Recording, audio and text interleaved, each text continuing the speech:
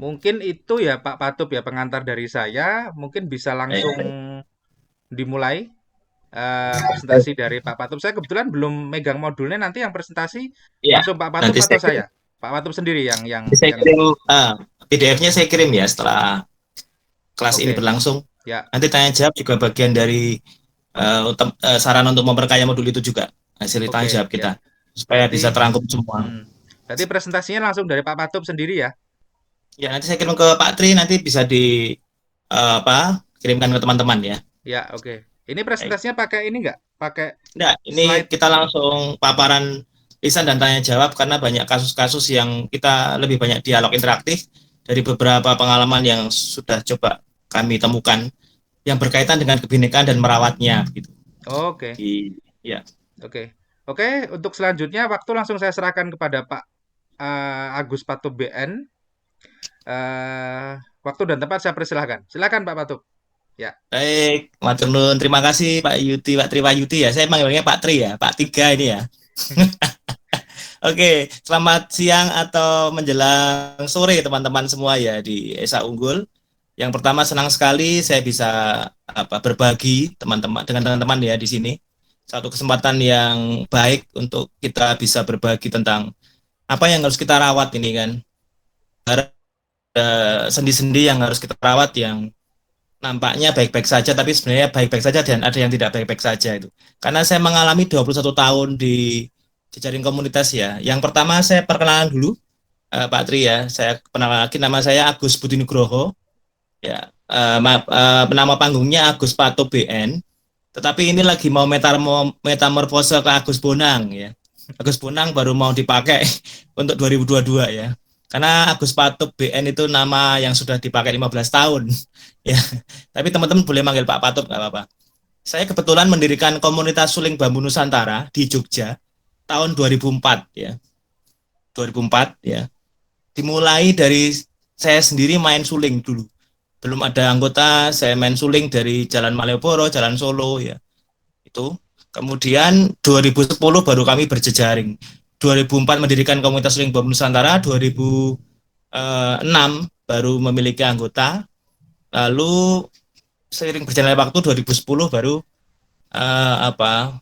berjejaring komunitas ya. Saya alumni Seniman Mengajar, kebetulan ada program Kemdikbud yang diberi kesempatan lolos terus 3 kali berturut-turut ya di yang pertama di Natuna tahun 2017 Seniman Mengajar di Natuna, saya di tempat di Natuna, yang 2018 di Toraja Utara, Sulawesi Selatan, terus 2019 di Sumba Baradaya di NTT. Kemudian saya ngelamar lagi, lolos lagi di program yang lain namanya Gerakan Seniman Masuk Sekolah di Kaliwungu Kendal ya. Saya ditempatkan di Kaliwungu Kendal dan di Kebumen di 2 tahun berbeda. Dari beberapa pengalaman itu sangat memperkaya saya dari berkomunitas dan berjejaring komunitas di Jogja khususnya. Jadi yang pertama kita kan akan bicara tentang bagaimana merawat kebinekaan ya. Jadi saya akan mulai dari yang pertama dulu tentang kebinekaan itu apa ya. Ada banyak versi ya yang namanya bineka itu secara umum adalah keberagaman, banyak macamnya gitu ya. Nah, kita bicara kebinekaan dulu baru nanti kebinekaan tunggal ika. Ada banyak ragam. Nenek moyang kita kan sudah mewariskan kebinekaan ini sudah sejak lama ya, dalam bentuk apapun. Warisan kuliner Nusantara, semua punya soto ya. Beda-beda sotonya, ada soto sulung, soto Sokaraja, soto soto Makassar ya, kemudian ada soto apa lagi? Soto Betawi, tapi tetap soto ya. Bineka itu beragam. Nenek moyang kita juga sudah mewariskan warisan instrumen Nusantara. Saya ketemu suling di Sleman, namanya suling, di Jawa Barat namanya seruling, di Natuna namanya sule ya.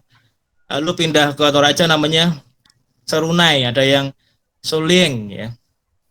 Saya ketemu alat musik karombi itu yang karinding yang di mulut itu, di sini namanya rinding bambu. Tapi di Jawa Barat, di Bandung namanya karinding. Di Toraja ketemu lagi namanya karombi ya. tapi tetap sama. Itu kebinekaan yang sudah dicontohkan oleh nenek moyang kita dalam bentuk warisan kuliner Nusantara, warisan instrumen musik bambu, ya. Juga misalnya motif batik kan, semuanya punya motif batik dengan ragam yang khas, tapi semuanya tetap batik, ya. Itu kebinekaan. Jadi sebenarnya Bhinneka ini sudah dicontohkan lama dan kita kaya dengan itu, ya. Dengan apapun yang Bhinneka. Tuhan juga memberikan contoh kebinekaan dari pelangi. Pelangi kan indah karena ragam warnanya. Kalau cuma warnanya satu itu kan nggak indah itu Mas ya. Cuma merah saja misalnya tidak indah. Atau hijau saja, atau kuning saja. Sehingga ada 7 warna dari pelangi, itu bagian dari suri tauladan kebinekaan dari Tuhan. Bahwa keindahan itu adalah keberagaman. Itu berawal dari sebuah beragaman. Itu yang pertama, jadi kita pahami dulu dengan kebinekaan, keberagaman, beraneka macam rupa, ya. Lalu seiring dengan itu adalah kebinekaan juga berkaitan dengan semboyan negara kita, yaitu Bhinneka Tunggal Ika yang dicetuskan oleh Empu Tatular, ya, kemudian dicetuskan di UUD 36, ya, pasal 36A tentang semboyan dan lambang negara, ya. Kemudian dibubuhkan di dalam pita Garuda Pancasila, ada tulisan Bhinneka Tunggal Ika di situ. Nah, ya ini dulu, kita harus sadari bahwa kita adalah punya semboyan, punya nenek moyang yang sudah cukup banyak memberi contoh. Yang kemudian, ini langsung ke Mas Tri lagi atau langsung saya lanjutkan Mas babak perbagian, monggo. Langsung lanjut aja nggak apa-apa, Pak Oke, Tum. ya, lanjut ya. Ya, ha-ha. Baik, ini kebinekaan dan kita, ya. Kemudian kebinekaan apa hubungannya dengan spirit apa yang mau dibangun dengan kebinekaan, ya. Kalau orang berbeda-beda kan berarti satu harus menghargai perbedaan itu sendiri.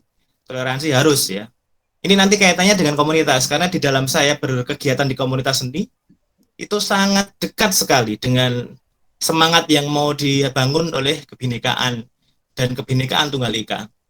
Ada keberagaman, ada rasa saling menghargai, tidak boleh menangnya sendiri, kemudian harus memiliki rasa empati dan simpati, membangun rasa kerjasama, ya. Kemudian solidaritas, ya. Semua itu kita rawat untuk tegaknya NKRI, untuk merawat terutama sila ketiga Pancasila, ya, Persatuan Indonesia yang berhubungan dengan sila yang lain. Gitu. Jadi yang pertama tadi sudah kita pahami kebinekaan itu apa, kemudian dia menjadi semboyan negara kita, ya, di dalam pasal 36 AUUD 45, kemudian nenek moyang kita sudah mewariskan banyak kebinekaan. Kemudian sekarang ke komunitas. Komunitas itu apa sih, ya? Ada banyak, ya, yang bisa teman-teman ambil definisi itu, ya. Dari Kunchoro Ringrat misalnya tahun 1990, ya. Komunitas itu adalah kesatuan hidup manusia yang menempati suatu wilayah nyata dan berinteraksi satu sama lain dalam satu sistem. Kalau menurut Vanina De Lobel, ya, seorang pakar komunikasi, komunitas itu adalah berkumpulnya orang-orang yang memiliki kepentingan bersama. Beda lagi sama Hermawan Kertajaya, ya. Di 2008 dia mengatakan sekelompok orang, komunitas adalah sekelompok orang yang peduli satu sama lain dan terjadi relasi. Dan hubungan ada karena ada satu kesamaan interesting atau kesukaan dan value, ya. Lalu Josh Hillary Junior mengatakan komunitas itu adalah sekelompok orang yang tinggal di satu daerah tertentu dan memiliki hubungan untuk berinteraksi. Nah, kalau menurut saya komunitas itu adalah sekelompok orang dengan visi misi yang sama, ya. Ini komunitas, ya, belum komunitas seni. Kemudian memiliki rasa senang dan memiliki rasa cinta untuk satu sama lain mengembangkan dari apa yang mereka sukai bersama, gitu, ya. Jadi harus ada rasa senang dulu, ya. Dan adanya komunitas itu harus dibangun dulu rasa senang, atau orang masuk komunitas dibekali dengan rasa senang dulu, dan itu tidak bisa disengaja. Harus memiliki rasa senang supaya nanti ketika bergumul, berkomunikasi, berinteraksi itu akan menjadi bagian yang asik dan saling sinergis begitu. Kalau komunitas seni tinggal tambahin seni aja, ya. Komunitas seni itu sekelompok orang yang memiliki satu interesting seni gitu, bidang apapun, tidak hanya musik. Kebetulan saya mengampu komunitas seni musik ya, yaitu Suling Bambu. Dari 2004 dan berjejaring kita di 9 desa di Yogyakarta ya. Dan beberapa pulau di Toraja, kemudian di Natuna, di Sumba, di Kendal, sama di Kebumen. Dari beberapa kasus itu, mungkin sekitar ada berapa? 1.200-an orang lah yang sudah saya hadapi, saya temui ya. Berbagai macam ras, suku, agama, usia, dengan berbagai kasus-kasus kebinekaan. Berbagai kasus-kasus di mana saya harus dan teman-teman komunitas harus merawat itu sebagai sebuah sarana untuk tetap utuhnya Bhinneka Tunggal Ika itu tadi. Oke, saya lanjutkan dulu ya. Nanti tanya jawab akan lebih asik dari beberapa kasus yang saya temui selama 21 tahun terakhir, bertemu, berinteraksi dengan banyak komunitas, banyak orang, banyak kepala ya, berbagai macam suku dan agama, dan kemudian banyak kepentingan. Disitulah ada banyak pelajaran-pelajaran konkret di grassroots ya.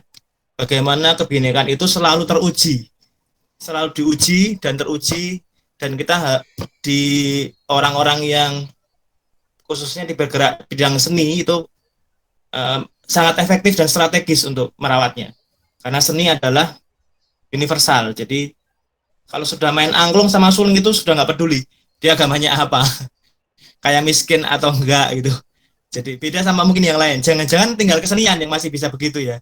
Jangan-jangan tinggal kesenian yang masih bisa menyatukan semua perbedaan tanpa ada sekat apapun ya.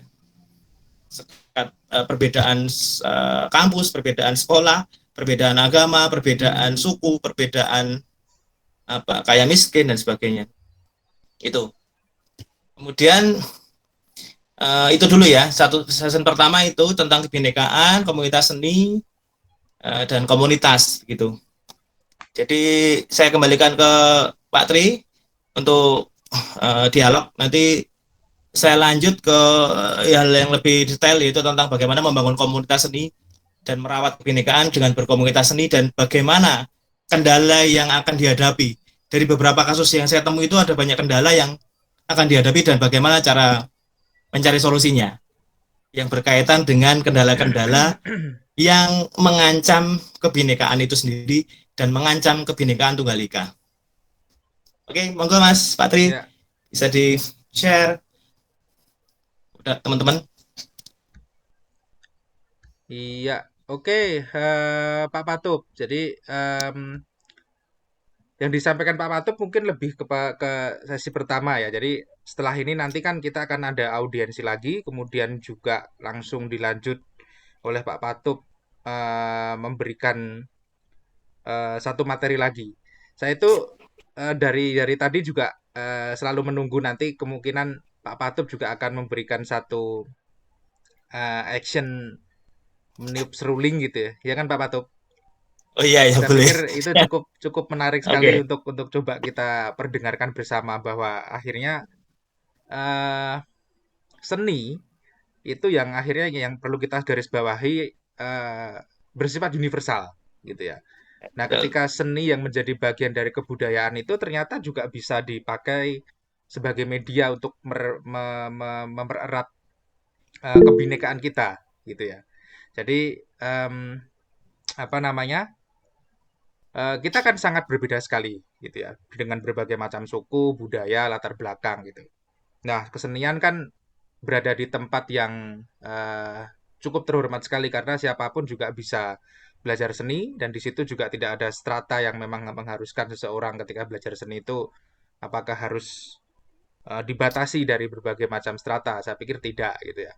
Nah, termasuk mungkin beberapa budaya yang sudah pernah dialami oleh Pak Patup sendiri di berbagai macam petualangan yang di Nusantara gitu ya.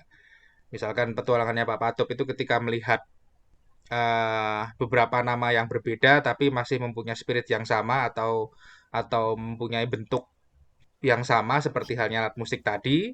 Di Natuna nama seruling juga berbeda, di Toraja ternyata juga berbeda, di Sumba pun juga berbeda gitu ya. Jadi ternyata bahwa alat musik ini walaupun mempunyai nama yang berbeda tapi tidak mengurangi esensinya gitu ya. Siapapun ketika mendengarkan satu alunan musik itu pasti mempunyai satu perasaan yang sama, yaitu yang namanya sebuah keindahan gitu loh. Nah, Ya. citra rasa estetik itulah yang akhirnya mempersatukan kita semua sebenarnya. Nah, itu yang menjadi yang saya garis bawahi di sesi satu yang disampaikan oleh Pak Patuk barusan gitu ya. Nah, mungkin dari sini ada pertanyaan dulu terkait dengan yang disampaikan oleh Pak Patuk, terkait juga dengan bagaimana inisiasi beliau yang berjejaring dengan berbagai macam komunitas gitu ya. Mungkin juga petualangannya beliau terhadap beberapa warga masyarakat yang akhirnya bisa dikumpulkan untuk terhimpun dalam satu komunitas seni gitu ya. Saya pikir itu cukup menarik. Mungkin ada pertanyaan dulu, silahkan. Satu pertanyaan dulu, satu atau dua pertanyaan. Silahkan. Ya, izin Bapak. Ya, silahkan. Ya, ya, Mas Rizky ya. Iya Pak. Sebelumnya terima kasih atas waktunya. Bismillahirrahmanirrahim. Assalamualaikum warahmatullahi wabarakatuh. Waalaikumsalam. Perkenalkan Pak, nama saya Rizky Liputo dari Universitas Gorontalo. Sebelumnya mungkin muka-muka Bapak ini apa ya? Pernah saya lihat di Yogyakarta Pak. Pada tahun 2016 gitu Pak, 2016 atau 2017 Pak. Iya, iya.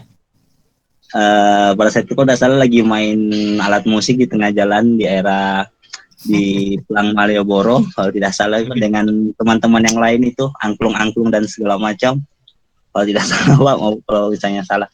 Pertanyaan saya mengenai komunitas seni dengan kebinekaan. Dalam satu daerah itu pastinya memiliki komunitas seni tidak hanya satu, pastinya memiliki lebih dari satu. Terus pastinya ketika misalnya satu komunitas seni yang mengajak masyarakat, misalnya ada lebih dominan lah, misalnya satu daerah itu ada 3 komunitas seni, dan pastinya dalam komunitas seni itu pasti mengajak orang yang lain kan, maksudnya mengajak masyarakat, dan pastinya dari 3 komunitas itu ada yang lebih dominan, ada yang tidak dominan, misalnya lebih tersurut lah, tenggelam dengan komunitas yang lain.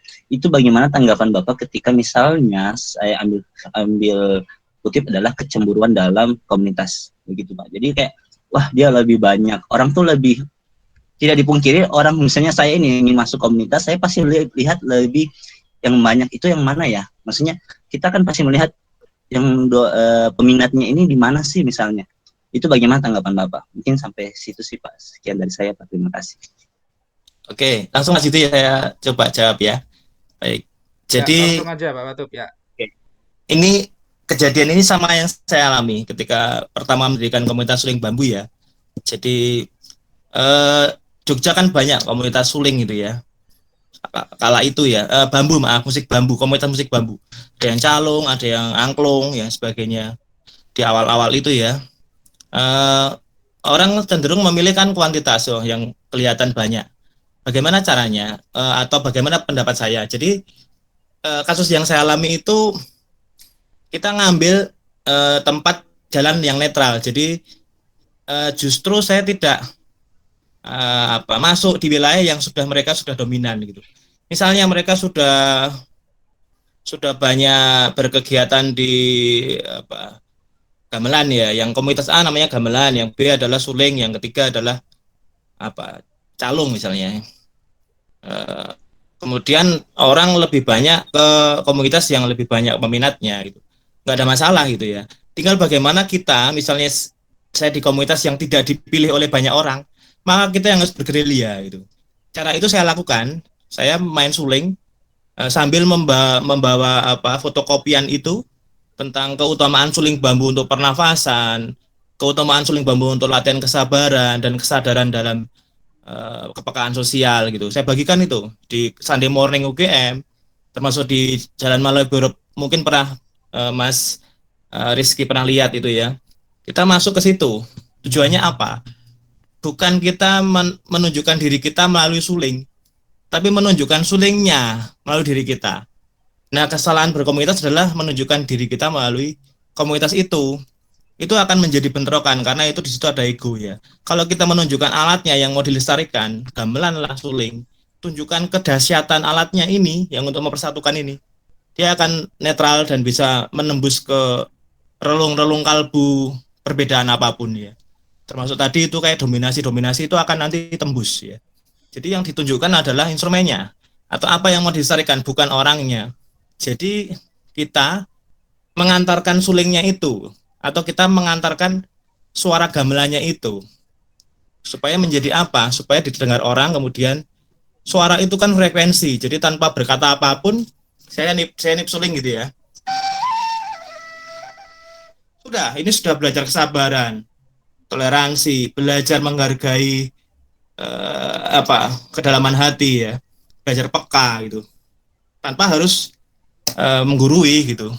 Orang niup suling aja belajar suling di tempat kami, orang main gamelan itu sudah belajar macam-macam, menghargai perbedaan, kemudian karena dia harus bermain dengan orang lain ya, yang belajar musiknya beda, proses belajar musik beda, kemudian usianya juga mungkin beda, kemudian tingkat keahliannya juga beda dalam memainkan alat musik. Jadi itu intinya, nggak usah bagi saya itu nggak ada masalah dengan dominasi. Itu kita bisa netralisir dengan cara kita perbanyak gerilya dengan membunyikan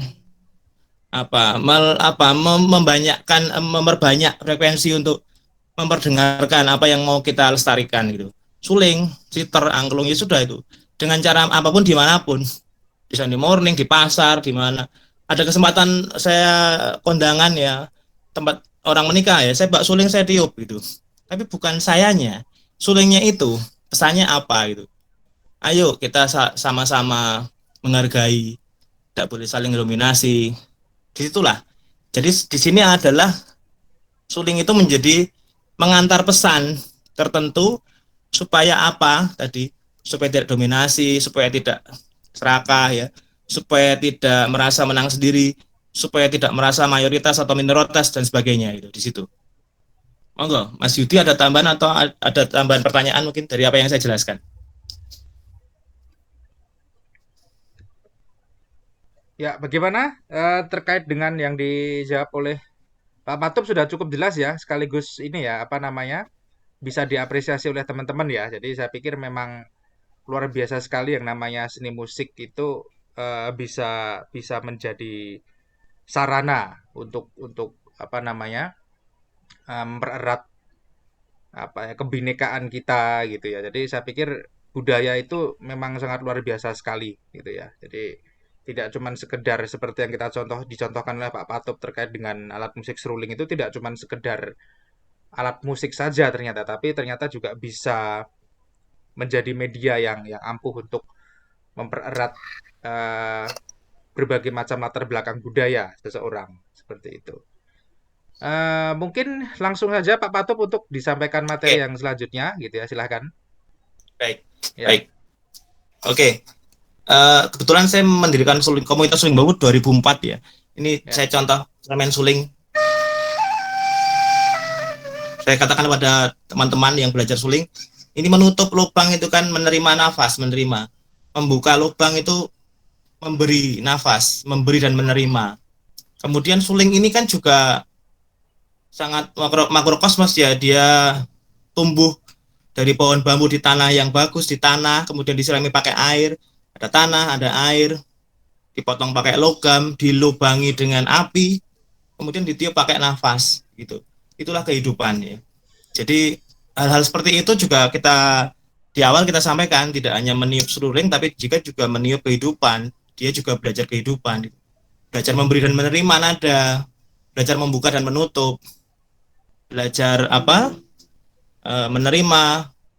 menerima apapun ya, menerima saran, memberi saran dan sebagainya. Seperti itu. Sebentar ini kok mati ininya. Lalu apakah masih bisa didengarkan dengan baik ini sinyal? Iya bisa Pak. masih, masih. Oke. Ya. Baik. Ini kok videonya kok nggak terlalu ya. Oke. Lanjut ya. Tadi sampai ke kebinekaannya. Jadi ada dua hal ini. Komunitas seni dan kebinekaan. Dua-duanya ini sangat erat sekali. di dalam kebinekaan kan ada perbedaan, ada keberagaman ya. Di situ ada apa? Upaya-upaya untuk merangkai itu, menganyam keberagaman dengan toleransi, dengan apa namanya saling bersinergi, banyak kolaborasi. Yang satu adalah komunitas seni. Komunitas seni itu dekat sekali dengan keberagaman, dekat sekali dengan kolaborasi ya. Karena berkomunitas itu kan banyak orang, tingkat pendidikan musiknya beda, kemudian usianya beda, bagaimana cara kita menganyam itu semua gitu. Seperti di dalam negara ya. Satu kasus misalnya, saya berjejaring komunitas pertama tahun 2010 ya. Saat itu di sebuah desa Sleman ya. Itu awalnya adalah tantangannya apa kebinekaannya. Jadi di situ ada gap antara yang kaya dan miskin. Itu yang pertama kasus yang saya alami. Yang meskipun tidak ada kata-kata lisan atau undang-undang tertulis di sana, tapi itu terasa sekali. Misalnya cara duduk mereka tidak ada mendekat. Waktu latihan suling dan angklung pertama kali, ada gap jarak tempat duduknya mereka. Dan terlihat sekali dari cara berpakaian ya. Yang satu kelihatan memang high class, yang satu enggak. Itu awal-awal ya.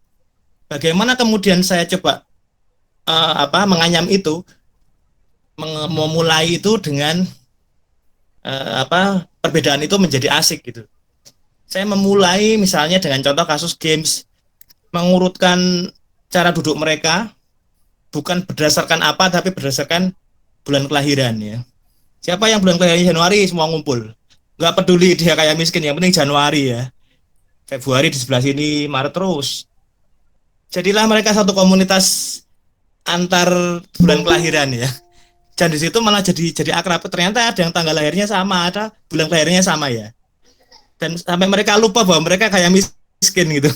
Yang sebelumnya masih mengingat bahwa aku kaya, kamu miskin gitu. Karena dengan permainan itu coba saya hancurkan gitu, perbedaan ini saya hancurkan. Adanya adalah siapa yang sama-sama bulan kelahirannya Januari, Februari dan sebagainya. Satu, yang kedua, solusi yang kedua adalah semuanya kan diberikan alat musik ya, belajar bersama. Lalu saya ambil lagu yang berkaitan dengan itu ya. Misalnya lagu Plus yang ada kaitannya dengan kaya miskin tidak masalah gitu ya. Jadi itu jadi bagian dari edukasi mereka sendiri sebenarnya. Tanpa saya harus menggurui, tak ajarin lagu itu sebenarnya mereka berpikir ulang gitu. Buat apa harus ada kesenjangan kaya miskin gitu. Padahal ini ceritanya latihan angklung loh, sama latihan suling ya, sama nyanyi bareng. Tapi di situ satu hal sudah bisa memupus kesenjangan kaya miskin. Pada kasus kedua ya, ini 2010, 2012, kasusnya beda lagi tuh. Ada beberapa kelompok orang yang waktu mau pentas ya, kita ada setahun 2 tahun sekali ada pentas bersama.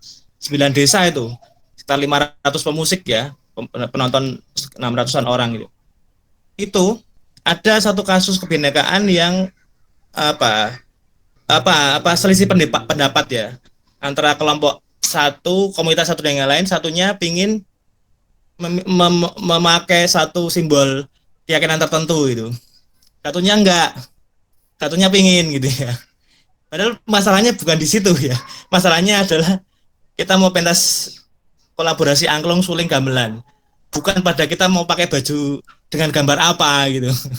Nah itu ada kasus gitu. Jadi ada satu komunitas yang ingin menunjukkan lah dengan simbol tertentu gitu ya, simbol-simbol keyakinan. Kemudian bagaimana caranya ya, saya ajak dua pihak itu ngobrol dengan berbeda tempat ya, tidak satu tempat ya.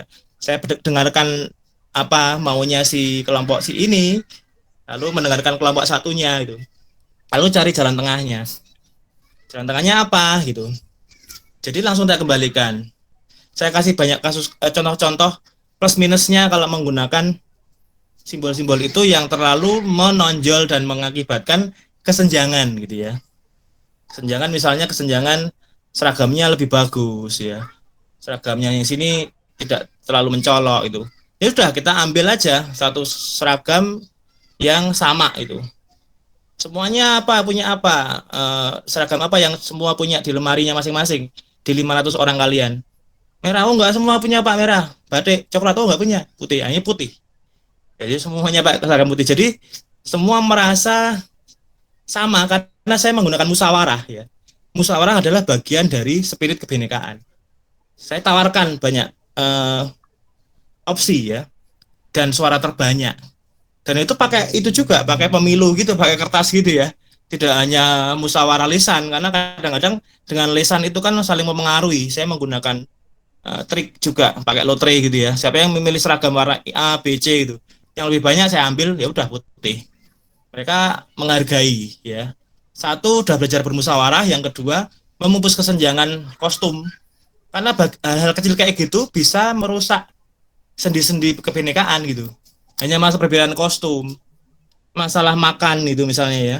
Yang komunitas A jajannya di restoran Amerika, satunya kalau habis latihan angklung makannya cuma nasi rames, itu kan sesuatu yang harus kita rawat juga.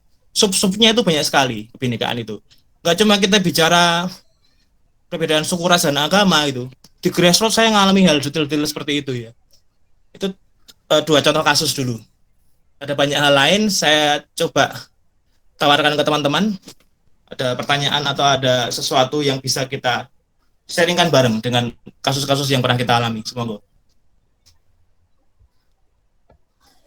Iya.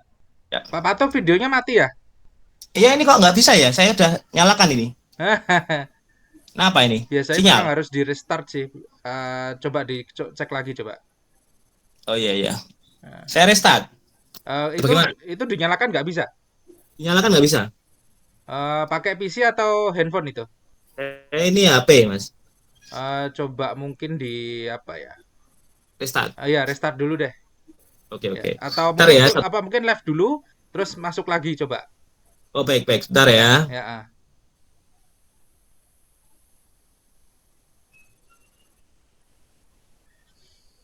Ya itu ya. Jadi sambil nunggu Pak Patup agak sedikit ada trouble nih sepertinya. Cukup menarik sekali terkait dengan yang disampaikan beberapa contoh kasus ya terkait dengan kebinekaan gitu. Karena memang ya saya pikir dalam hidup berkomunitas pun ya memang harus eh, ada rasa toleransi ya satu dengan yang lainnya. Apalagi misalkan kita menggunakan media kesenian gitu. Terkadang kan memang dalam satu kegiatan tertentu itu kan memang eh, kadang-kadang kita kan berasal dari latar belakang yang berbeda. Ya saya pikir kan memang harus harus saling saling toleransi antara satu dengan yang lainnya gitu ya. Ya sambil nunggu Pak Patup, mana tadi?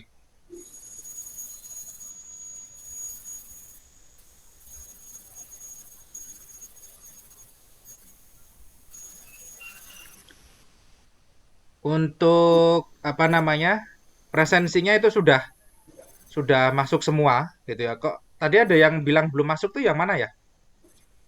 Yang ini aja dulu yang saya utamakan yang mahasiswa ini dulu deh. Kalau yang dari luar nggak usah isi presensi nggak masalah. Yang dari mahasiswa modul Nusantara aja nggak apa-apa. Gitu.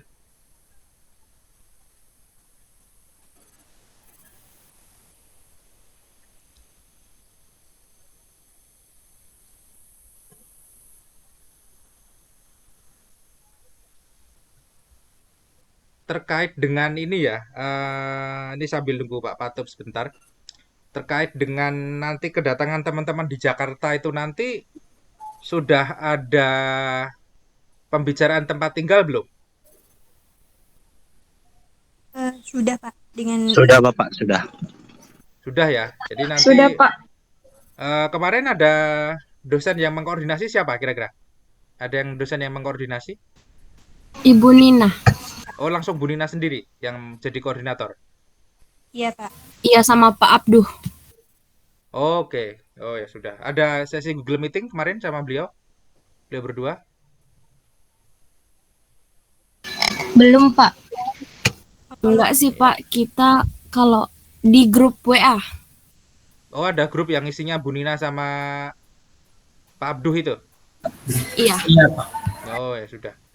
Ya, yang pasti juga gini, Iya. saya berikan tambahan informasi terkait dengan kedatangan kalian nanti di Jakarta itu, salah satunya untuk pemenuhan apa kebutuhan sehari-hari itu salah satunya juga tidak semua di-cover oleh universitas.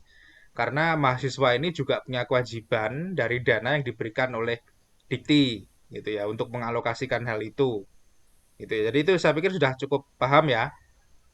Jadi bahwa dana yang didapat nanti itu juga termasuk alokasi untuk kegiatan ini, Madu Nusantara ini. Jadi tolong itu nanti bisa di eh, apa namanya sampaikan juga ke universitas gitu. Kecuali kalau misalkan ada mahasiswa yang memang belum dapat dana itu, dan nanti itu akan kita bicarakan lebih lanjut seperti itu. Ini mana ya kok nggak masuk-masuk nih?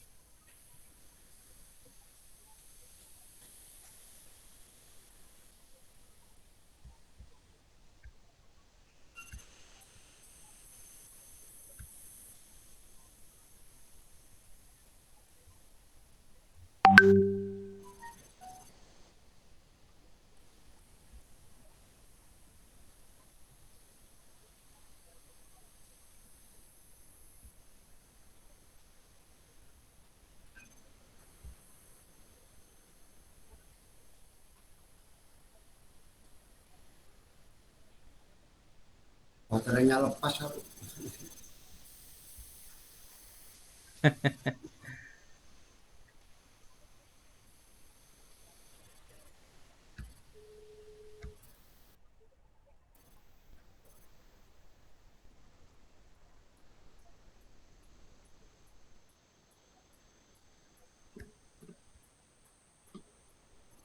Kok nggak masuk-masuk tuh mana ya?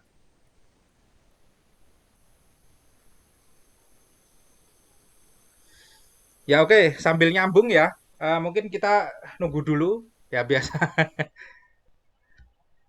Ya oke, sambil nunggu nih. Waduh, ini mungkin memang kadang-kadang kita ada trouble-nya kalau online seperti ini. Kadang ada beberapa masalah gitu. Jadi misalkan saya kaitkan juga dengan DKV. Mungkin Pak Teguh ingin coba memberikan apresiasi sedikit Pak terkait dengan yang disampaikan oleh Pak Agus Patup tadi sedikit terkait dengan mungkin juga terkait pengalamannya komunitas berkomunitas seni gitu ya. Yang pernah Pak Teguh alami. Jadi misalkan kita kan tematik kali ini adalah terkait dengan bagaimana kita bisa membangun keberagaman sih, lebih kepada kita membangun keberagaman dengan menggunakan komunitas seni sebagai salah satu kelompok yang menjadi sarana kita agar kita supaya bisa mengenal keberagaman gitu ya. Jadi kalau misalkan saya perhatikan, saya menurut pengalaman saya sendiri itu seperti ini. Jadi Yogyakarta itu menjadi salah satu tempat yang sangat kompleks untuk orang-orang dari luar daerah bisa belajar di sana. Nah, salah satu indikasinya adalah kita bisa melihat berbagai macam perwakilan tempat di hampir seluruh provinsi yang ada di eh, apa namanya di Indonesia. Itu pasti ada perwakilannya di situ. Nah, dari situlah akhirnya ketika banyak mahasiswa dari berbagai macam latar belakang itu akhirnya juga memunculkan kecenderungan yang sangat beragam dari faktor kebinekaan gitu ya. Nah, hal itu juga masuk ke dalam bentuk perkuliahan yang lain di kampus-kampus yang lain. Misalkan kita menyebutnya di UGM ada juga komunitas seni. Terus kemudian di ASTRI atau di ISI Jogja waktu itu juga akhirnya memunculkan komunitas seni. Yang pasti kan akhirnya komunitas seni ini tidak terbatas terhadap satu universitas saja. Karena melihat keberagaman di Jogja, misalkan seperti itu. Jadi saya pikir itu menjadi fenomena yang ada juga di hampir tiap kampus gitu ya.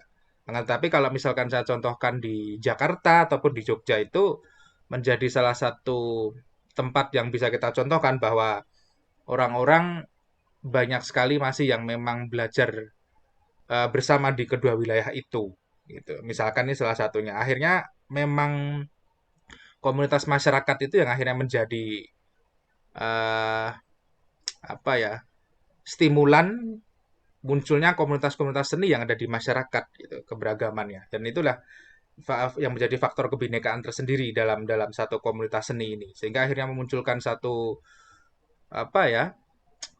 Satu bentuk yang sangat unik sekali saya pikir gitu di tiap seni komunitas seni di masyarakat. Kalau terkait dengan seni, misalkan komunitas seni itu kita bisa melihat satu etnis keberagaman yang ada di em, apa namanya Sanggar Dewata misalkan. Saya pikir siapapun boleh juga untuk masuk ke komunitas itu. Di Sanggar Bambu misalkan. Terus kemudian kita juga mengenal komunitas-komunitas seni dari Padang misalkan. Ya saya pikir banyak sekali ya. Pak Teguh mungkin bisa share sedikit pengalamannya silahkan. Oke, terima kasih. Suara saya bisa didengar? Bisa Pak? Bisa ya? Bisa Pak. Oke. Ya, saya ingin menanggapi. Mohon maaf Pak, suaranya kecil sekali. Kecil ya.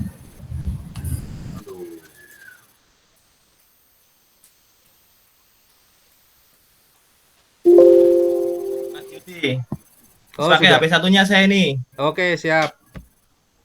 Selamat. Ya, oke siap. Sebentar ini Pak Teguh mau memberikan apresiasinya dulu, Oke, Pak baik, Patung. baik, Ya, silakan. baik, Silakan Pak baik. Teguh. Ya, Nah, bisa didengar? bisa Pak, bisa. Siap. Jelas sekali kok.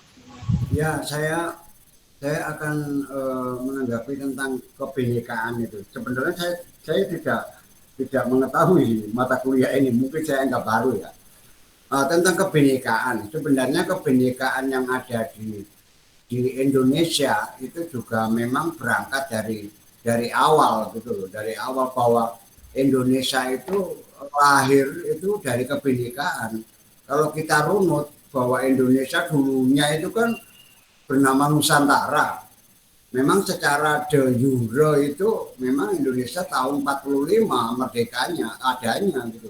Tapi ketika kita menengok ke sejarahnya lebih dalam lagi, itu dulu tuh ada Nusantara. Sehingga Indonesia itu bisa muncul dengan keragaman dari budaya yang ada. Karena pada era itu kan muncullah peradaban kebudayaan Hindu awalnya itu, sehingga nanti muncullah itu kerajaan-kerajaan yang ada di Indonesia dimulai tahun 400 itu Mula Warman itu kan pengaruh Hindu dari India. Nah itu berkembang terus akhirnya tahun 450, 600 muncullah kerajaan-kerajaan kan dari Kutai, Tarumanegara, Mataram Hindu, Kediri, Singasari, Mojopahit. Nah, itu perjalanannya sehingga Indonesia itu kaya dengan nuansa-nuansa Hindu dan Buddha, dan ini disatukan oleh kerajaan Mojopahit menjadi satu yang bernama Nusantara itu di bawah pemerintahan Hayam Wuruk dan Gajah Mada, hingga lahirlah Nusantara yang mengatakan nama Indonesia, tidak lagi mengacu pada kerajaan-kerajaan karena semuanya itu di bawah kesatuan Mojopahit. Nah, Mojopahit itu sendiri sudah campur, agama Hindu ada, agama Buddha ada, agama Islam ada pada waktu itu cikal bakalnya pengaruh, sehingga nanti Sota Soma mengeluarkan kakawin dengan istilah Bhinneka Tunggal Ika, dan lengkapnya itu adalah Bhinneka Tunggal Ika Tandhana Dharma Mangruwa. Jadi berbagai macam suku bangsa agama disatukan menjadi satu. Makanya di dalam semboyan negara Indonesia dipakailah itu Bhinneka Tunggal Ika, sementara Dharma Mangruwa itu hanya sebagai penjelas, sebenarnya tidak ada kebenaran yang mendua gitu. Makanya kalau kita runut, kebenaran itu nggak ada yang mendua. Ketika itu banyak, maka akan lahir kebenaran baru, muncul kebenaran baru. Ketika kita muncul kebenaran baru, kebenaran lama akan tinggal. Nah, seperti itu maknanya. Makanya ketika teknologi ditemukan sebagai suatu kebenaran dan ditemukan kebenaran baru, maka teknologi yang lama akan ditinggalkan. Nah, majulah kebenaran baru itu terus berproses hingga seperti itu. Tapi Bhinneka Tunggal Ika itulah yang dipakai sebagai semboyan negara kita, dan itu kan terus berurutan hingga nanti muncullah pergerakan sampai diproklamasikan. Jadi kita ini sebenarnya bangga dengan bangsa Indonesia. Kalau misalkan negara-negara dunia itu bersatu lalu pecah, ya kan? Ingat itu Rusia. Dulunya satu, sekarang pecah menjadi beberapa bagian. Justru Indonesia ini loh terdiri dari beberapa negara kerajaan itu sepakat menyatukan diri dengan Indonesia. Ya kita harus bangga dengan itu loh.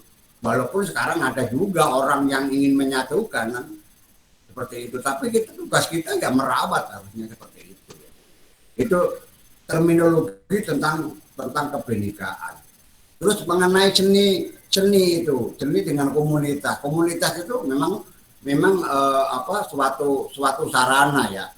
Sama aja kita kalau di dalam lingkungan sekolah itu ada OSIS, ada BEM, jadi semacam organisasi lah. Nah, organisasi itulah mungkin di kalangan masyarakat terkecil dikatakan komunitas. Nah, seperti yang diutarakan oleh Pak Arya tadi, bahwa ketika kita masuk komunitas itu kesenangan memang.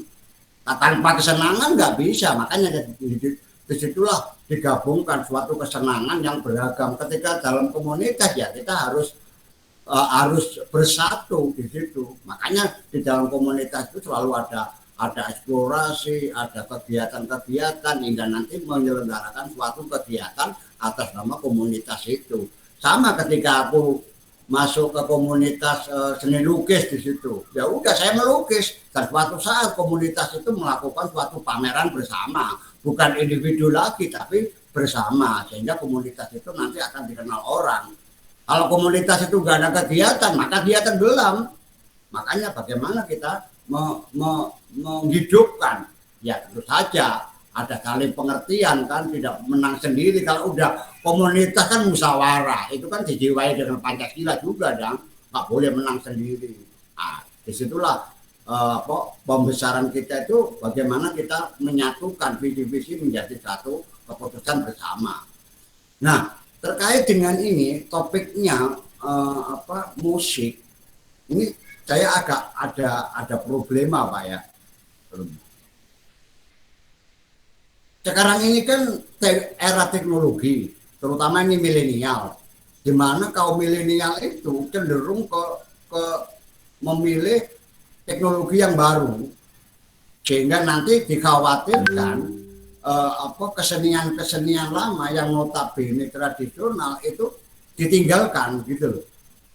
Kita nggak menutup kemungkinan sekarang itu musik metal, musik rock, musik pop itu lebih dominan di dalam suatu penyelenggaraan, sementara komunitas musik tradisional itu dianggap jadul, kurang modern.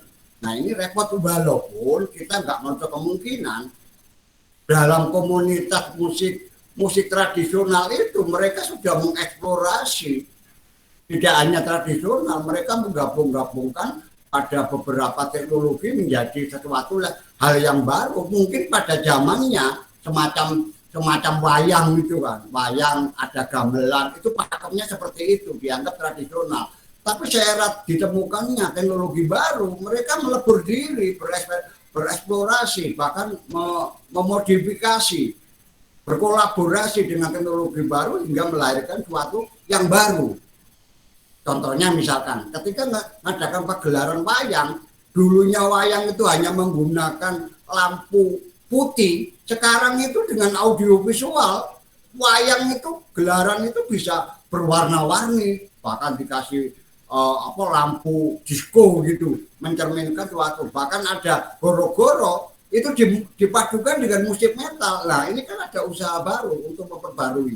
Tapi bagaimana meyakinkan kaum milenial ini mencintai produknya sendiri gitu loh, kebudayaan sendiri yang terus dimodifikasi daripada memakai produk yang luar kayak metal, rock, pop. Jadi bagaimana strateginya menurut Bapak ini, Pak Arya? Strategi apa yang diterapkan untuk memancing milenial itu ikut bergabung pada kesenian kita sendiri, ya, sebagai kepribadian bangsa Indonesia, walaupun itu terus dieksplorasi. Saya kira itu aja Pak. Terima kasih Ya, Mas Tri. terima Langsung kasih ya. Pak Teguh. Cukup bisa didengar ya, Pak Ayah. Kok Pak Ayah? Pak Patup sebenarnya nih.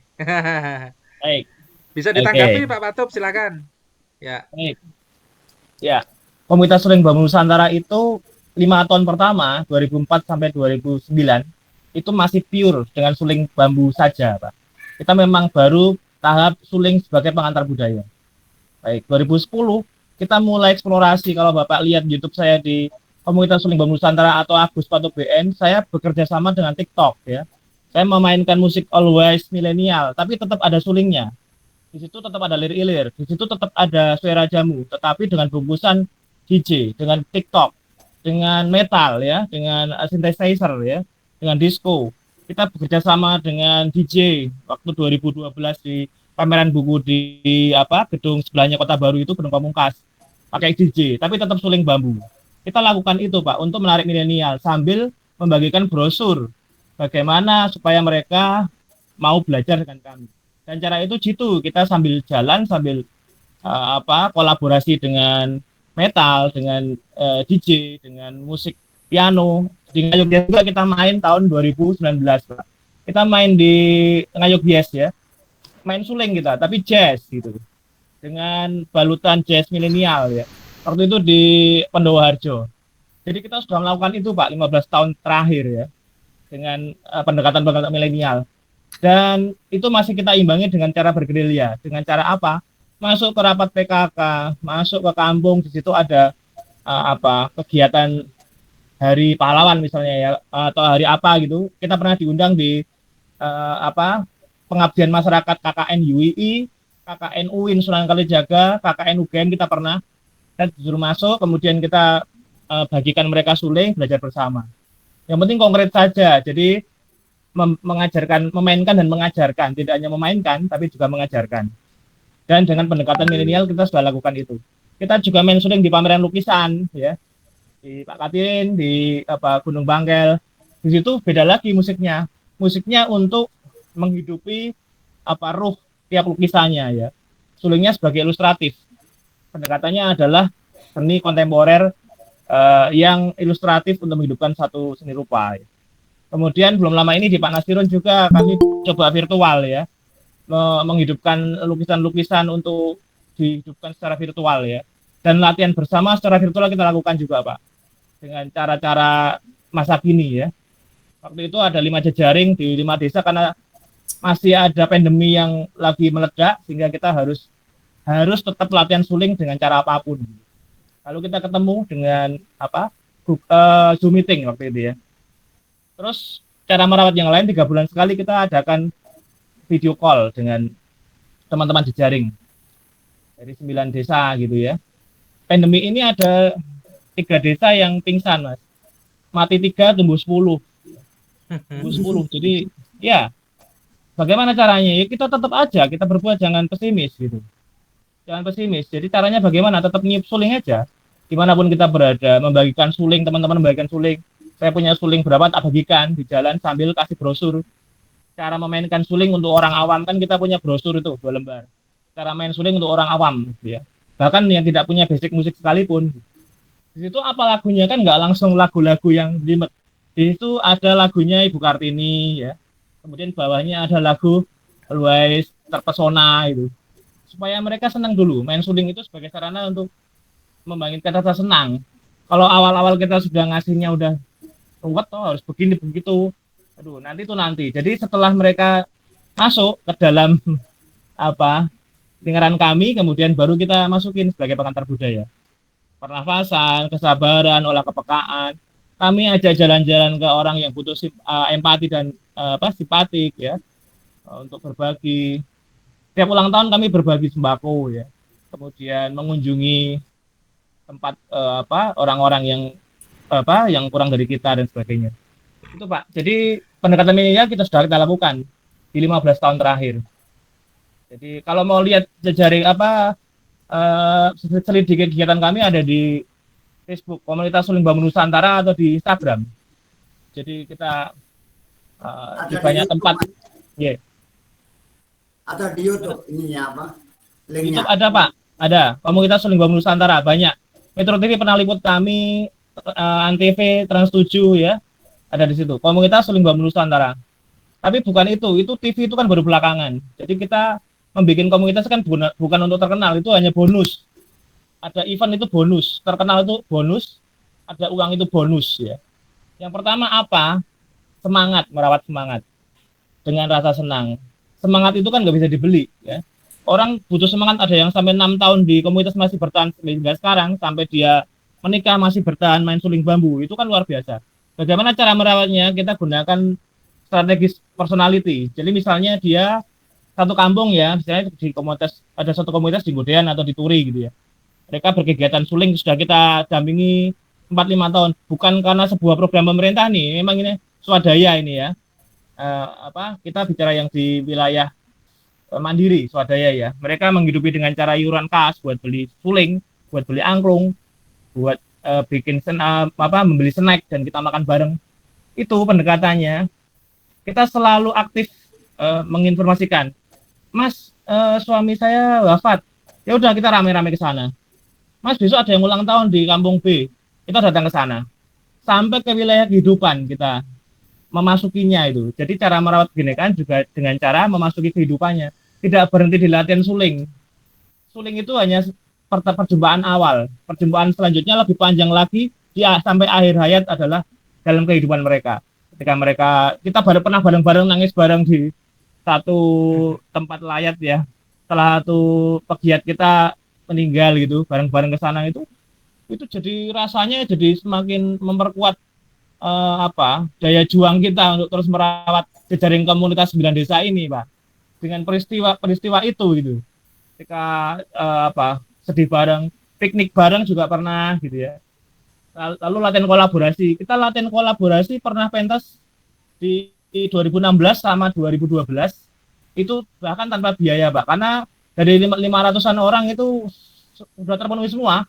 Dari jejaring itu karena saking kuatnya solidaritas dan rasa memiliki dan rasa saling menguatkan dan mengingatkan dan rasa saling menolong, mereka sudah nawarin dulu, Mas, saya punya soundnya saya aja, saya nasi Mas, saya yang syuting, saya yang nyumbang panggung, saya yang nyumbang banner gitu, saya yang nyumbang apa semua. Jadi bahkan kita bikin acara dengan penonton 500 sampai 600 orang, pemusiknya 200 orang tuh tanpa biaya gitu. Bahkan dihadiri oleh Pak Deputi 2 Kepala Staf waktu itu ya. Jadi salah satu tokoh yang pernah kita surprise adalah Pak Yenwar Nugroho PhD. Dia mantan Kepala Deputi 2 Staf Presiden. Ternyata baru tahu bahwa istrinya dia adalah salah satu jajaran kami, Mas Tri. Jadi dia diam-diam pernah mengintai gitu ya dengan baik. Terus dia hadir di salah satu program Pemidan. Itu memang surprise gitu. Semua alamiah aja. Mereka punya suami siapa, kita nggak pernah peduli gitu. Tapi kemudian mereka datang membantu dan saling merawat dan hingga kini ya. Meskipun ada 3 komunitas karena pandemi masih lockdown. Sampai melockdownkan keseniannya, tidak hanya lockdown desanya ya. Tapi mati 3 tumbuh 10. Purwomarta ini di Pakualaman, ada di Delbrongto ya, ada banyak tumbuh ya. Yang mereka sebenarnya semua orang ingin mendapatkan kesempatan untuk bersenang-senang, merawat persatuan. Semua orang sebenarnya nalurinya adalah ingin berjumpa dengan orang lain, pengen diwongke gitu ya. Nggak peduli dia kaya miskin, jabatannya apa, setara dengan orang lain. Itu yang saya tangkap. Sehingga ketika belajar dan berlatih suling bambu maupun angklung atau gamelan atau gamelan mini, itulah tempat mereka kemudian merasa semua orang pernah diwongke, dimanusiakan. Sama, setara ya. Sama-sama belajar, sama-sama ingin berkegiatan dan merawat persatuan itu sendiri. Nah, itu kuncinya. Oke. Demikian kira-kira seperti itu. Sama Pak, saya di kampus juga sebagai pembina ini komunitas band. Oh, biasa Pak. Band itu isinya mahasiswa kebanyakan rock, metal gitu. Aduh, gimana ini yang tradisional itu nggak ada Pak. Dimasukin aja Pak, disusupi gamelan, disusupi angklung. Iya. Nggak apa-apa, itu tetap kulitnya, tapi rohnya kasih tradisional, spiritnya. Kolaborasi aja, dikolaborasikan. Iya, bingung. Menarik sekali. ya yang Oke, sama Pak. disampaikan Pak Patup itu ya. Bagaimana akhirnya inisiatif-inisiatif yang paling awal dari satu desa ke desa yang lainnya sehingga akhirnya bisa menyebar menjadi satu jejaring yang sangat luar biasa. Akhirnya menjadi satu komunitas yang cukup besar gitu ya terkait dengan komunitas Suling Bambu Nusantara.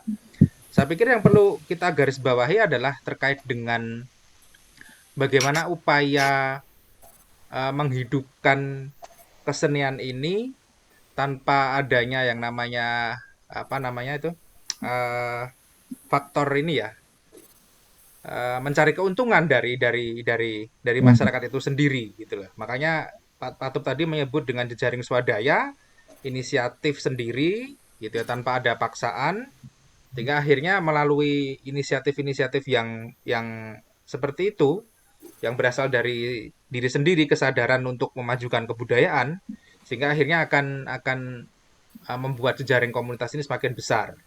Bahkan lebih jauh dari itu, akhirnya komunitas Suling Bambu Nusantara ini tidak cuma sekedar komunitas yang isinya cuma hanya bermain musik, tapi lebih jauh dari itu akhirnya juga eh, merambat ke mana-mana ya dalam dalam hubungan Iya, sosial itu juga semakin erat betul. gitu ya. Terus kemudian hubungan apa namanya persaudaraan juga semakin erat sehingga akhirnya menjadi satu keluarga besar mungkin ya. Bisa jadi kita bilang seperti itu.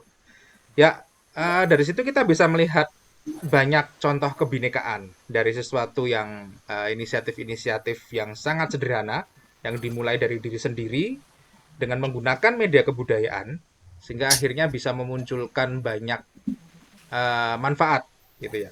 Yang bisa kita garis bawahi juga adalah bahwa terkadang inisiatif itu memang wajib untuk kita lakukan. Inisiatif untuk melakukan kegiatan positif ya. Sehingga akhirnya bisa menularkan ke banyak orang gitu loh.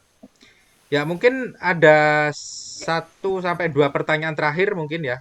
Sebelum nanti kita akan perdengarkan Pak Patup memainkan satu repertoar musik mungkin dengan Oh seruling iya Mas Yudi, saya ya. tambahkan dulu. Jadi apa? Ya. Terutama merawat energi kita sendiri. Hmm. Orang-orang yang mendirikan komunitas itu juga harus merawat yang paling awal untuk merawat semangatnya ya. Hmm. Jadi itu penting juga gitu. Misalnya ketika yang lain sudah mulai ini harus kita sendiri yang misalnya yang harus menjadi garda belakang. Misalnya ketika ada satu situasi COVID kemarin ya, kan Hmm. gelap semua ya sudah. Saya coba memulai untuk menghubungi teman-teman. Sebisa mungkin seminggu sekali tahu ada apa, ada masalah apa. Bagaimana bisa masuk kampung situ lagi enggak? Oh nggak bisa masih.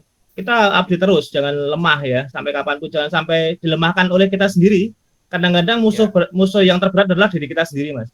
Musuh Ya, terberat itu kan dari diri kita sendiri, semangat dan apa mindset ya betul. gitu. Ya, Lalu COVID. kemudian ada Hmm. yang tidak kemudian menjadi tidak swadaya ya, itu kan bonus.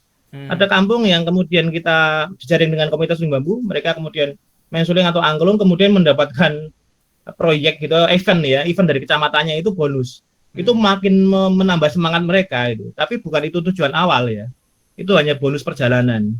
Nyataannya Ya. banyak ya, beberapa komunitas kemudian punya kas sampai jutaan dari mereka Hmm. bersungguh-sungguh dan tekun sekian puluh tahun berjejaring dengan kami, bisa punya kas, bisa punya seragam sendiri. Prosesnya sejauh itu sampai ya, begitu. Dan Ya, kemudian apa hal lain juga. Monggo pertanyaan ya, yang akan diajukan. luar biasa sekali. eh saya itu ketemu terakhir dengan Mas Patup itu, Pak Patup itu sebelum saya berangkat ikut satu program Di kesenian Kupas juga Hulu ya. di luar waktu itu ya. Ikut dengan ibu-ibu itu kan, ibu-ibu dari desa apa itu, ya kan? Oh Itu iya, terakhir, oh iya di Turi, ya kan? di Selang Turi ya beberapa sebelum hari Mas kemudian saya juga ada program ke kesenian Amerika ya. keluar, Iya iya. ya. Terus ketemu Oke lagi, ya iya iya jadi ingat. ya kan? Yang malam-malam itu ya kita Iya. itu beberapa sudah almarhum Mas, sudah Oh, tiada. Jadi salah satu komunitas yang banyak apa kenangannya kesedihannya ya di sana itu ya. ya, Jadi kebetulan yang banyak wafat ya. betul betul. Ya. Dan juga COVID ya, COVID-19 itu saya pikir jadi titik balik semuanya itu. Kita mengalami Ya, masa COVID itu kan hampir 2 tahun ini kan. Jadi betul. menumbangkan semua ekonomi kreatif, Ya, jejaring-jejaring komunitas, Ya. kerja-kerja kesenian, kerja-kerja kebudayaan gitu. Makanya bahkan sampai Iya, perkuliahan modul Nusantara ini yang harusnya terselenggara secara offline tapi diselenggarakan secara online seperti ini. Gitu. Dan melatih, Jadi beruntung, iya, teknologi, Pak Tri. Ya, Sekaligus Kenapa? melatih teknologi daring. ya, ya. Iya kan? iya, iya. Tapi memang ada yang lebih asik offline, Pak. Ketika main suling nge-jam session tuh susah. Iya. Kita pernah latihan bersama virtual itu jam session susah pakai Zoom meeting itu. Iya. Karena harus interaksi apa langsung dan harus tahu denyut nafasnya ketika main suling, satunya main kendang itu susah ketika harus online seperti ini ya. Ya, Ketika jam termasuk session ya, ya. jam session kolaborasi virtual itu ya. Iya, itu kan ada penyelenggaraan yang aneh gitu loh. Iya, iya. Situasi batiniahnya terbelenggu oleh penjara-penjara digital ini loh. Ya. Ya. Ya, saya pikir menarik sekali banyak masukan dari atau banyak sekali apa ya, berbagai macam hal yang disampaikan oleh Pak Patup dan saya harapkan ini memantik diskusi terakhir kita pada siang hari ini. Saya persilahkan mungkin 2 penanya terakhir ya. Silakan, mungkin dari teman-teman tadi yang tanya di awal tadi dari mana nih? Universitas apa tadi ya? Gorontalo atau Makassar?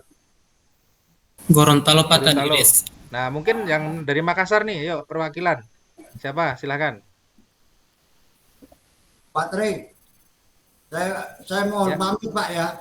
Oh, gitu. Silakan Pak Teguh. Terima kasih sekali ya. Ada kepentingan lain Pak. Makasih Oke, ya. siap Pak Teguh. Terima kasih. Ya, selamat jalan Pak Teguh. Oke. Ya. Silakan teman-teman yang lain. Yang dari Makassar mungkin siapa? Coba mungkin bisa tanya terkait dengan hal apapun, terkait dengan komunitas kebudayaan, komunitas apapun gitu ya. Mungkin yang sekiranya bisa memantik satu pertanyaan yang disampaikan oleh Pak Patup barusan. Silakan. Atau ada kasus Saya, tertentu yang bisa kita share. Moga. Ya, ya, silakan. Ya, baik.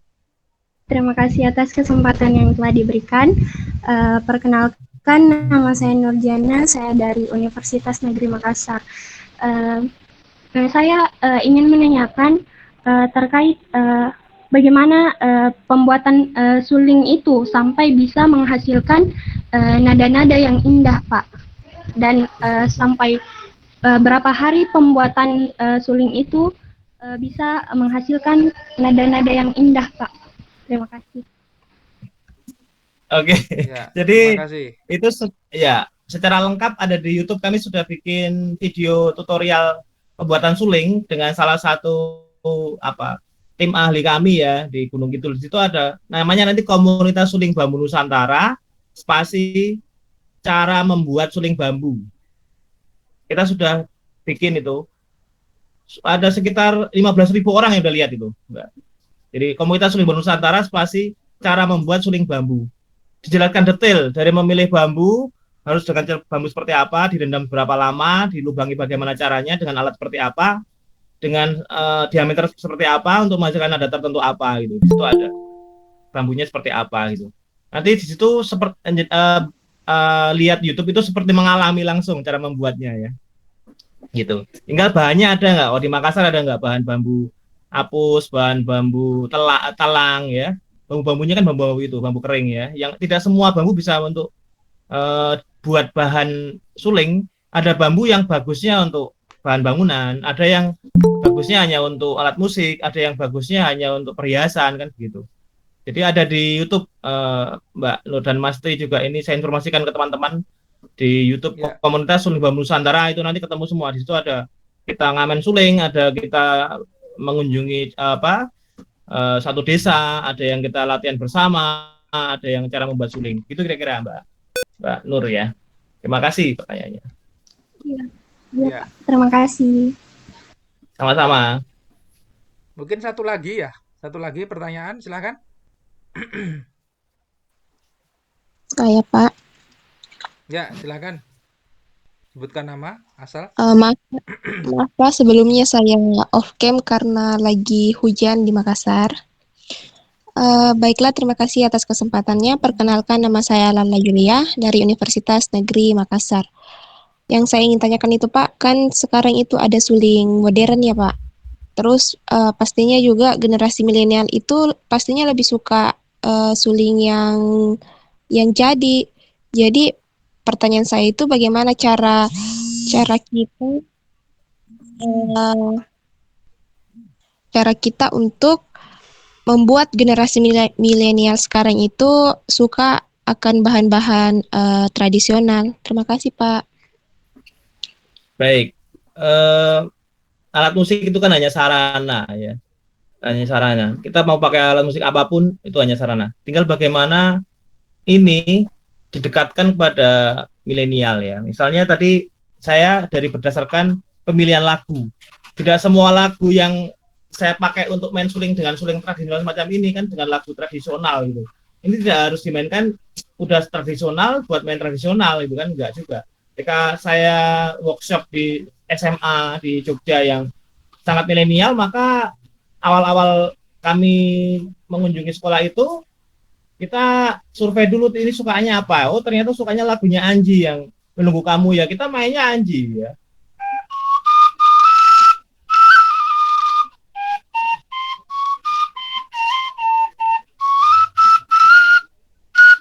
Dan seterusnya itu ya. Nggak apa-apa, tapi tetap suling. Tapi tidak untuk memainkan lagu melulu tradisional. Dia tetap suka Anjinya, tapi ini dimainkan tidak dengan piano nih. Tidak dengan Anji, tapi dengan suling bambu. Cara pertama itu pemilihan lagu. Yang kedua adalah kostum ya. Kita pernah juga pakai kostum ikonik ya. Waktu di Prambanan dulu tahun 2007 harus berdandan apa? Seperti yang mereka mau ya, pakai maskot-maskot gitu ya. Kemudian harus seperti milenial lah untuk satu launching sebuah produk rokok gitu ya. Ya sudah kita main suling dengan lagunya apa? Naif Band ya. Saya mengajari suling orang-orang Naif Band waktu itu ya. Apa? Yang lagunya na na na na na na na na ya. Nah, itu ya. Kalau kau tahu tapi kita sulingkan ya. Dia main gitarnya, kami yang melodinya gitu. Seperti itu misalnya ya. Ada kesempatan kami duet dengan Naif, band Naif ya. Tapi tetap suling loh. Kita yang pertama adalah pemilihan lagu, yang kedua kostum sama event dengan segmen dan cara apa kita merambah segmen seperti apa, di acara apa kita bisa masuk. Untuk milenial. Yang ketiga selain pemilihan lagu dan kostum dan segmen event adalah kita yang banyak harus mengunjungi atau kolaborasi. Jadi kita yang turun gunung nih, tidak hanya nunggu mereka datang ke tempat latihan kami, tapi sekali waktu kita anjang sana ke sekolah atau mengundang mereka untuk belajar bersama gitu. Mengunjungi sekolahnya di acara mereka yang acara anak muda gitu. Misalnya ada satu anggota yang punya jejaring anak SMA ya, kita datang ke sana bareng-bareng untuk merayakan Sweet 17. Tapi kita bareng-bareng tuh main suling mau membawakan lagu Happy Birthday itu. Kan jadi berkesan toh. Wah, dia merasa suling itu menjadi bagian dari ke-17-annya itu. Kemudian setelah itu dia mau bergabung dengan komunitas kami gitu. Awalnya hanya main suling di acara ulang tahun dia gitu. Jadi kita nggak bisa nabrak tuh. Kita harus kompromi dengan apa event, usia-usia milenial dan sebagainya. Dengan cara yang kita mampu, apalagi sekarang ada digital, mungkin lebih memudahkan ya. Cuma kita kan masih berpikir membuat satu podcast atau apa aplikasi ya, belajar suling dengan aplikasi gitu. Nanti apa namanya, sulingers atau apa itu. Tapi tetap latihan dulu pernafasan, hanya untuk sarana di rumah. Jadi jangan jadi tujuan utama loh. Aplikasi main suling cuma pencet-pencet itu kan. Suling itu kan ditiup bukan dipencet toh. Sekarang main gamelan di aplikasi cuma dipencet ya. Rohnya nggak dapat, cuma dipencet-pencet gitu ya. Dipencet loh sekarang. Pencet. Iya, main gitar itu jadi ya, kita yang belajar bertahun-tahun main gitar itu sekarang udah bisa dipencet aja gitar itu. Iya, kunci C itu pencet gitu. Waduh. Luar biasa zaman ini cobaan, tantangan atau terobosan gitu. Itu cobaan atau terobosan. Iya. Seperti itu, Mbak. Mungkin ada apa yang kurang? Pertanyaan tambahan selain yang sudah coba saya jawab. Berdasarkan pengalaman yang pernah kami alami ya. saya ceritakan ini sesuatu yang pernah kami alami, jatuh bangunnya komunitas suling bambu dari 2004 dan kasus-kasus yang terjadi ya. Kalau di masyarakat nanti kendalanya cuma beberapa aja. Masyarakat nanti lain lagi. Satu, kalau kita masuk ke masyarakat baru ya, main suling di sana itu atau ngajarin pertama kali di sebuah masyarakat, satu pasti nanti ada orang yang merasa dirinya merasa selama ini lebih tahu budaya. Nah itu harus kita deketin dulu. Kita ngomong dulu orang-orang pelaku seni di setempat ya, jangan kita tabrak. Karena mau belajar bareng. Jadi mengosongkan gelas dulu, kami nggak mau bicara suling dulu, kita datang ke suatu kampung, sudah kita sebagaimana mereka, kita bergumul dengan mereka dan kehidupan mereka dulu, lalu kemudian baru masuk dengan apa yang mau kita bawakan. Seperti saya di Toraja, itu saya nggak awal-awal nggak langsung ngajarin suling, nggak. Mereka punya apa ya kita gali. Mereka punya karombi sama bambu talang, bambu dipukul-pukul, sudah kita eksplor itu menjadi kolosal gitu. Nah maunya itu, tapi kan tetap bambu. Selama ini mereka hanya pakai untuk ritual gitu ya. Ini seperti itu. Semoga Mas Tri, saya kembalikan. Oke. Iya. Mungkin satu pertanyaan terakhir ya. Boleh. Saya persilakan sebelum kita tutup dengan mendengarkan satu musik dari Pak Agus Patup. Satu pertanyaan terakhir deh kalau ada. Dengan apa namanya segala macam yang disampaikan oleh Pak Patup, saya pikir akhirnya bisa memantik rasa ingin tahu kita gitu ya, terkait dengan berbagai macam pendekatan gitu ya. Yang disampaikan tadi oleh Pak Patup itu kan salah satunya juga strategi bagaimana ketika kita datang ke masyarakat itu ya. Kita itu misalkan dalam satu kegiatan pendampingan itu kan selalu berusaha untuk berkolaborasi. Jadi pada prinsipnya salah satu yang terkait dengan sosialisasi kita atau kegiatan sosial kita ke dalam masyarakat itu kan yang cukup bijaksana adalah dengan menggunakan konsep kolaborasi. Pada prinsipnya kan seperti itu. Kita tidak bisa serta-merta ketika datang ke masyarakat itu, satu kebudayaan masyarakat yang berbeda itu, asal langsung mencoba untuk mengajari atau memberikan sesuatu. Ternyata kita tidak bisa seperti itu. Gitu ya. Kita harus juga bisa memahami kebudayaan lokal setempat gitu ya. Di mana bumi dipijak disitulah di mana bumi dipijak disitulah langit dijunjung gitu ya, istilah peribahasanya gitu ya. Jadi kita memang harus bisa menempatkan diri dalam berbagai macam kecenderungan kebudayaan yang berbeda gitu. Dan yang disampaikan Pak Patup itu kan tadi salah satunya adalah bagaimana kita atau sebuah komunitas seni itu bisa terjun ke masyarakat sehingga akhirnya bisa diterima oleh masyarakat tersebut. Seperti itu salah satunya gitu ya. Ya, mungkin ada pertanyaan terakhir. Kalau nggak ada mungkin saya cukupkan ya. Ada nggak?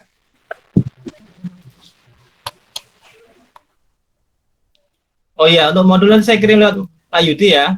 Ya, mungkin bisa dikirim ke email saya Pak Patup. Nanti Baik. saya share ke teman-teman ini gitu. Ya. Jadi mayoritas yang datang ini mahasiswa dari Universitas Negeri Makassar dan Gorontalo Pak Patup. Jadi justru dari teman-teman dari Indonesia Timur gitu ya. Oke, kalau nggak ada pertanyaan, Pak Patup bisa memberikan satu ini nggak apa ya? Satu karya musik di penutup ini yang terkait dengan musik bambu mungkin seruling bambu atau apapun. Baik. Silakan Pak Patup. Saya mau coba main satu karya tahun 2012 ini ya.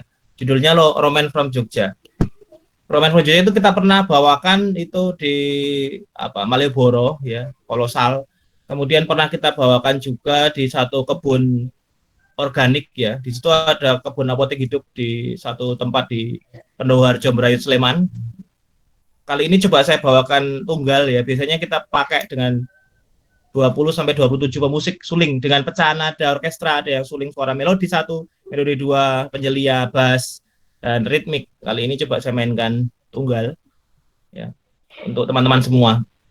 Jadi pesannya adalah suling itu adalah salah satu sarana yang efektif sekali, apalagi seni, khususnya suling, khususnya musik, khususnya seni ya, untuk merawat kebinekaan. Karena seni bersifat universal, dia bisa tembus kemana-mana tuh tanpa melihat apapun perbedaan itu.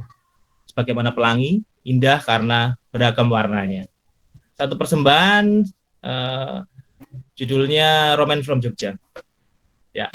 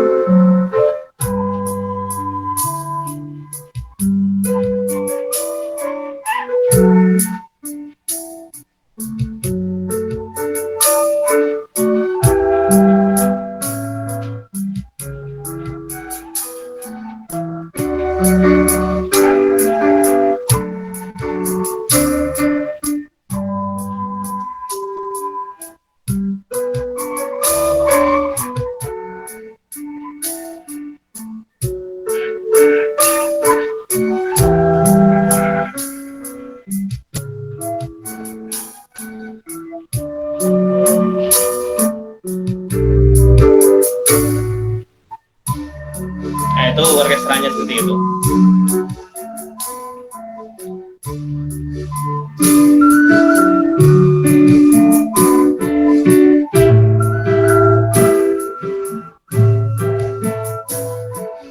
Teman-teman bisa lihat visualnya di YouTube ya. Nanti dengan Romance from Jogja.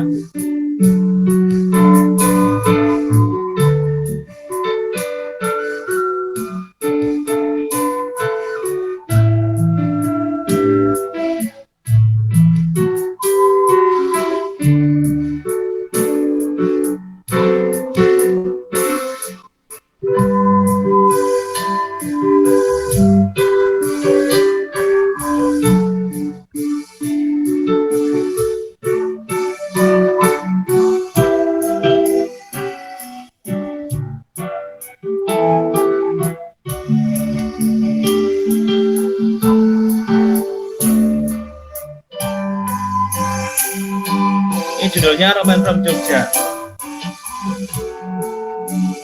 Teman-teman yang belum ke Jogja, supaya jadi kepingin ke Jogja. Ini suling tapi menceritakan tentang Andong ya, tentang Tugu, Malam, angkringan, kenangan yang indah ya, kenangan air setelah gerimis datang ya.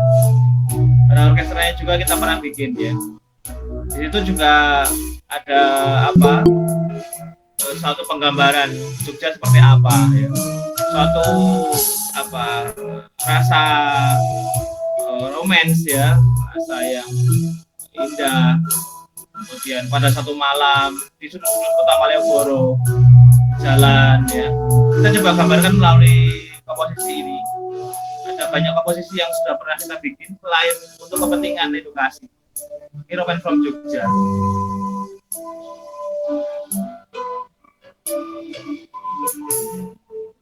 Jadi tidak harus memiliki lirik. Kadang-kadang musik bicara dengan bunyi, dengan nada, dengan suara suling. Nah, salah satu fungsi suling juga nanti menjadi alat telepati ya. Kita gunakan suling untuk telepati, untuk terapi, untuk pernapasan, untuk belajar disiplin, belajar nafas dan kesabaran.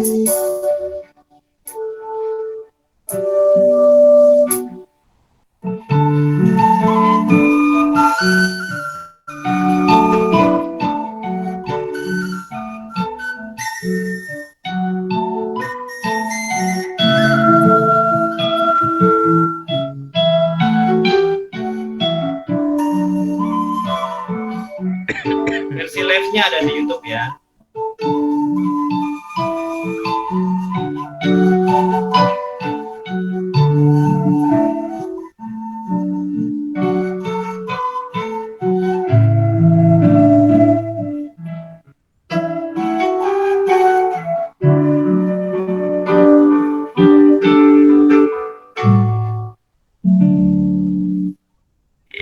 Iya. Tepuk tangan buat Pak Patup semuanya. Oke. Ya. Ya, terima kasih Pak Agus Patup atas Ya, sama-sama.